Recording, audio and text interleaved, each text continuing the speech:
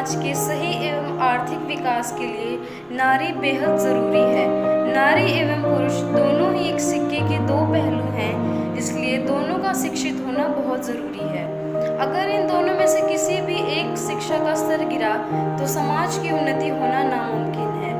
भारत की उन्नति के लिए स्त्रियों को शिक्षित होना आवश्यक है, क्योंकि अपने बच्चों की पहली शिक्षक माँ ही होती है, जो उन्हें समाज की अच्छाइयों और बुराइयों से अवगत कराती है। एक अनपढ़ महिला में ये काबिलियत नहीं होती कि वो अपने बच्चों और परिवार का सही ख्याल रख सके। इसी कारण आने वाली पीढ़ी कमजोर हो सकती है। हम महिला साक्षरता की गिनती तो नहीं कर सकते, लेकिन हाँ इतना कह सकते हैं कि एक शिक्षित महिला अपने परिवार और बच्चों का सही ख्याल रख सकती है, उन्हें अच्छाई और बुराई का ज्ञान दे सकती है, समाज की उन्नति के लिए सामाजिक कार्यों में सहायता दे सकती है। एक पुरुष को शिक्षित करके हम सिर्फ एक ही व्यक्ति तक शिक्षा पहुंचा सकते हैं, पर एक महिला को शिक्षित करके हम पूरे देश तक शिक्षा पहुंचा पाएंगे। इसलिए बहुत ज़रूरी है कि स्त्रियों की शिक्षा को नज़रअंदाज ना किया जाए, क्योंकि यह आने वाले भविष्य के लिए सही नहीं है। अगर देखा जाए तो आज भी वो स्थिति स्त्रियां अब प्राप्त नहीं कर पाई हैं, लेकिन कुछ हद तक उन्होंने खुद को उबारा है। पहले के टाइम में छोटी सी उम्र में उनका विवाह कर दिया जाता था, उन्हें उपनयन संस्कारों से वंचित किया जाता था। यदि हम इतिहास खोलकर देखें तो हमें अनेक विदुषी स्त्रियों के नाम मिल जाएंगे, जिन्होंने अपनी विदुषी का लोहा मनवाया और समाज के इतिहास में अपना नाम अमर करवा लिया था। ऐसी स्त्रियों में अपाला, घोषा, सावित्री जैसी अनेक स्त्रियों के नाम मिलते हैं, जिन्होंने विधार्जना कर अपना अस्तित्व और गौरव को पाया था। नमस्कार, हम आईएएस की कक्षा 9 के विद्यार्थी एआईएल प्रोजेक्ट के अंतर्गत स्त्री शिक्षा पर एक एकांकी प्रस्तुत करेंगे, जिसमें हमने समाज में लड़का और लड़की के बीच मौजूद भेदभाव को दर्शाया है। कहानी में उमा के विवाह के लिए गोपाल प्रसाद और उनके पुत्र शंकर उमा को देखने घर आते हैं। उमा एक पढ़ी लिखी हुई लड़की थी। उमा के पिता राम स्वरूप अपनी बेटी की उच्च शिक्षा को छिपाते हैं। जब उमा सबके सामने आती है तो गोपाल हैरान हो जाते हैं। उमा लड़कियों को भेड़ बकरी समझने वाले गोपाल को खूब सुनाते हैं और उनके बेटे शंकर का लड़कियों के छात्रावास के चक्कर काटने की आदत के बारे में सबको बता देती हैं। गोपाल यह सब सुनकर हैरान रह जाते हैं। ऐसे ही नाटक खत्म हो जाता है। तो आइए नाटक प्रस्तुति देखते हैं। बे धीरे धीरे चल, अब तख्त को उधर मोड़ दे। बस बस। बिछा दूं साहब? और क्या करेगा? जब परमात्मा के यहाँ अकल बट रही थी तो देर से पहुंचा था क्या? बिछा दूं साहब। और ये पसीना किस लिए बहाया है?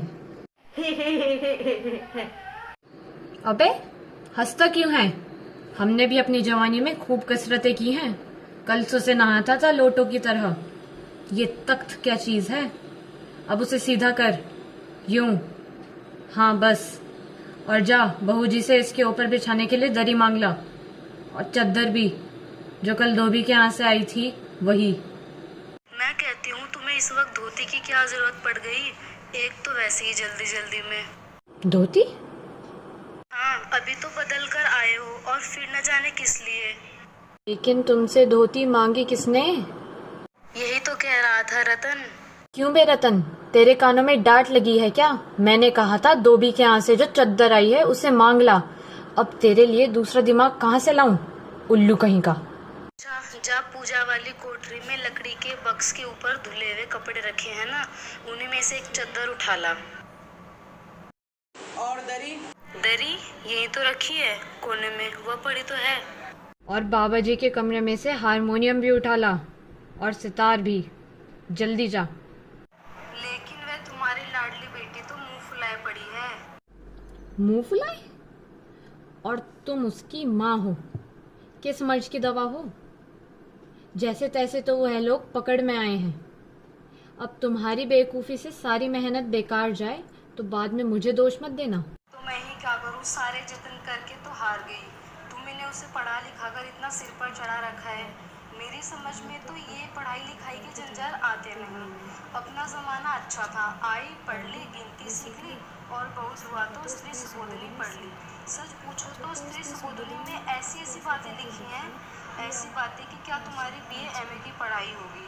और आजकल के तो लक्षण ही अनोखे हैं। ग्रामोफोन बाजा होता है ना, 2 तरह का होता है।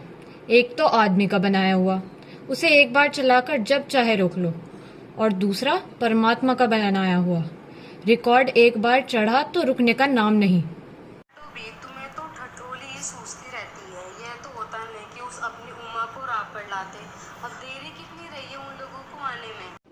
तो हुआ क्या? तुमने तो कहा था कि जरा ठीक ठाक करके नीचे लाना। आजकल तो लड़की कितनी सुंदर हो, बिना टिमटाम के भला कौन पूछता है। इसी मारे मैंने तो पाउडर वाउडर उसके सामने रखा था, पर उसे तो इन चीज़ों से न जाने किस जन्म की नफरत है। मेरा कहना था कि आंचल में मुंह लपेट कर ले गई। भाई मैं बाज आई तुम्हारी इस लड़की से। जाने कैसा इसका दिमाग है, वरना आजकल। अरे मैंने तो पहले ही कहा था, एंट्रेंस पास करा देते हैं, लड़की अपने हाथ रहती और इतनी परेशानी न उठानी पड़ती। पर तुम तो नाश्ता तैयार है, मिठाई तो वे लोग ज़्यादा खाएंगे नहीं, कुछ नमकीन चीज़ें बना दी है, फल रखे हैं ही, चाय तैयार है और टोस्ट भी। मगर हाँ, मक्खन तो आया ही नहीं। क्या कहा? मक्खन नहीं आया? तुम्हें भी किस वक्त याद आई? जानती हो मक्खन वाले की दुकान दूर है, पर तुम्हें तो ठीक वक्त पर कोई बात सूझती नहीं है। अब बताओ, रतन मक्खन लेने जाए या यहाँ काम करवाए? दफ्तर के चपरासी को कहा था आने के लिए, 100 नखरों का मारा। काम कौन ज़्यादा है, कमरा तो सब ठीक ठाक है ही। बाजार सितार आ ही गए, नाश्ता यहाँ बराबर वाले कमरे में ट्रे में रखा हुआ है, सो तुम्हें पकड़ा दूंगी। एक आध चीज़ खुद ले लेना, इतनी देर में रतन मक्खन ले ही आएगा। 2 आदमी ही तो हैं। लड़का बताया तो था तुम्हें, बाप शेर है तो बेटा सवा शेर। BSc के बाद लखनऊ में ही तो पढ़ा है, मेडिकल कॉलेज में। कहता है शादी का सवाल दूसरा है और तालीम का दूसरा। क्या करूं, मजबूरी है। मतलब अपना है, वरना इन लड़कों और इनके बापों को ऐसी कोरी कोरी सुनाता कि ये भी। बाबूजी बाबूजी, क्या है? कोई आते हैं? यह बाजा में नीचे ही रख गया, कमबख्त। तुम जाओ, मैं रखे देता हूँ, जल्दी। आइए आइए। नहीं, टांगे वाला जानता था और फिर हमें तो यहाँ आना ही था, रास्ता मिलता कैसे नहीं। ये तो आपकी बड़ी मेहरबानी है, कम से कम मैंने आपको तकलीफ तो दी। अब जैसे मेरा काम वैसे आपका काम। आखिर लड़के की शादी जो करनी है, बल्कि ये कहिए कि हमने आपके लिए खासी परेशानी खड़ी कर दी है। यह लीजिए, आप तो मुझे कांटों में घसीटने लगे, हम तो आपके सवाल ही। और कहिए शंकर बाबू, कितने दिनों की छुट्टियां हैं? जी कॉलेज की तो छुट्टियां नहीं है, वीकेंड में चला आया था। आपके कोर्स खत्म होने में तो अब साल भर रहा होगा। जी यही कोई 2 साल 2 साल। साल 2 साल? जी 1 आध साल का मार्जिन रखता हूँ। अच्छा तो साहब, जरा थोड़ी बिजनेस की बातचीत हो जाए। आदमी तो भला लगता है, मकान से भी हैसियत अच्छी है, पता चले लड़की कैसी है। जी क्यों, क्या हुआ? कर क्यों बैठे हो? तुम्हारी शादी तय करने आए हैं, सीधा बैठा करो। तुम्हारे दोस्त सही कहते हैं, शंकर की तो बैकबोन।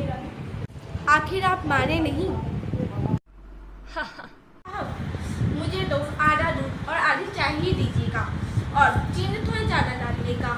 मुझे तो भाई ये नया फैशन बिल्कुल पसंद ही नहीं है। एक तो चाय में पानी इतना ज़्यादा रहता है, ऊपर से चीनी भी नाम की डालते हैं। बताइए चाय में जायका कहाँ से रहेगा? आपका क्या ख्याल है शंकर बाबू? किस मामले में?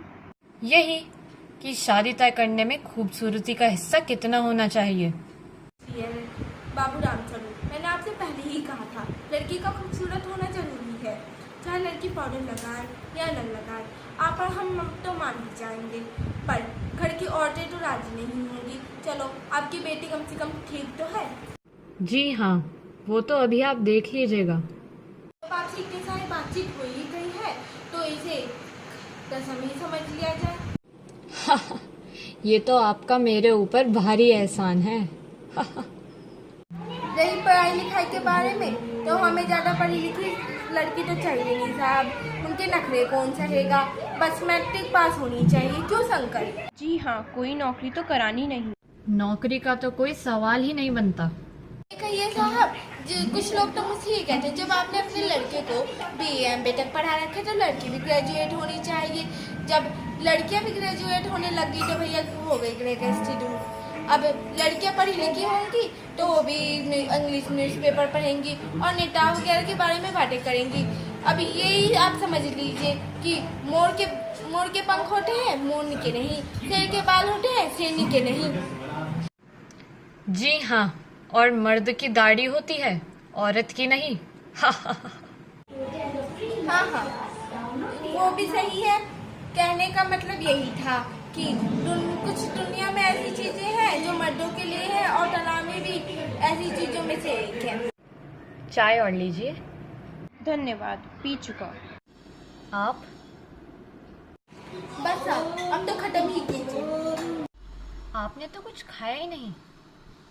चाय के साथ टोस्ट नहीं थे, क्या बताएं, वह मक्खन। नाश्ता ही तो करना था, कोई पेट तो भरना नहीं था, और टोस्ट वोस्ट तो मैं खाता नहीं। अरे जरा पान भिजवा देना। सिगरेट मंगाऊं? जी नहीं। यही आपकी लड़की है। लो बेटी, पान मुझे दे दो। जी वो तो वह पिछले महीने इसकी आंखें वह दुखनी आ गई थी, सो कुछ दिनों के लिए इसे चश्मा लगाना पड़ रहा है। पढ़ाई की वजह से तो नहीं है कुछ? नहीं साहब, वह तो मैंने अर्ज किया ना। बैठो बेटी। वहाँ बैठ जाओ माँ, उस तख्त पर, अपने बाजे वाजे के पास। चाल में तो कोई खराबी है नहीं, चेहरा भी बहुत अच्छा है। बेटी, कुछ गाना बजाना वगैरह आता है तुम्हें? जी हाँ, सितार भी और बाजा भी। अरे उमा, सुनाओ तो एक आध गीत अपने सितार के साथ। क्यों, क्या हुआ? गाने को पूरा करो उमा। नहीं नहीं साहब, काफी है। लड़की आपकी बहुत अच्छा गाती है। अभी ठहरो बेटी। थोड़ा और बैठे रहो उमा। तो तुम्हें बेटी पेंटिंग वेंटिंग भी आती है? हाँ, वह तो मैं आपको बताना ही भूल गया। यह जो तस्वीर टंगी हुई है कुत्ते वाली, इसने ही खींची है, और वह उस दीवार पर भी। ये तो बहुत अच्छा है। और सिलाई कढ़ाई? सिलाई तो सारे घर की इसी के जिम्मे में रहती है, यहाँ तक कि मेरी कमीजों की भी। ठीक है, लेकिन कुछ इनाम विनाम भी जीता है? जवाब दो माँ। जरा शर्माती है। इनाम तो इसने जरा से भी तो मुंह खोलना चाहिए। उमा देखो, आप क्या कह रहे हैं, जवाब दो ना। क्या जवाब दूँ बाबूजी? जब कुर्सी मेज बिकती है तब दुकानदार कुर्सी मेज से कुछ नहीं पूछता, सिर्फ खरीदार को दिखला देता है। पसंद आ गई तो अच्छा है, वरना। उमा, उमा, अब मुझे कह लेने दीजिए बाबूजी। ये जो महाशय मेरे खरीदार बनकर आए हैं, इनसे जरा पूछिए कि क्या लड़कियों के दिल नहीं होता, क्या उनके चोट नहीं लगती, क्या बेबस भेड़ बकरियां हैं जिन्हें कसाई अच्छी तरह देखभाल कर। बाबू रामचंद, आपने मुझे यहाँ मेरी इज्जत उतारने के लिए बुलाया है? जी हाँ, और हमारी बेइज्जती नहीं होती जो आप इतनी देर से नाप तोल कर रहे हैं। और जरा अपने इन साहबजादे से पूछिए कि अभी पिछली फरवरी में ये लड़कियों के हॉस्टल के इर्द गिर्द क्यों घूम रहे थे और वहाँ से कैसे भगाए गए थे। बाबूजी चलिए। क्योंकि हॉस्टल में? क्या तुम कॉलेज में पढ़ती हो? जी हाँ, कॉलेज में पढ़ी हूँ। मैंने BA पास किया है, कोई पाप नहीं किया, चोरी नहीं की, और न ही आपके पुत्र की तरह ताक झांक कर कायरता दिखाई है। मुझे अपनी इज्जत, अपने मान का ख्याल तो है, लेकिन इनसे पूछिए कि यह किस तरह नौकरानी के पैरों पड़कर अपना मुंह छिपा कर भागे थे। बस हो चुका राम स्वरूप, आपने मेरे साथ दगा किया। आपकी लड़की बीए पास है। आपने कहा था कि आपकी लड़की सिर्फ मैट्रिक पास है, पर ये तो बीए पास है। चलो बेटा यहाँ से चलो, हमें इनके घर कोई रिश्ता नहीं जोड़ना है। जी हाँ, जाइए, जरूर जाइए, लेकिन घर जाकर जरा यह पता लगाइएगा कि आपके लाडले बेटे की रीढ़ की हड्डी है भी या नहीं, यानी बैकबोन।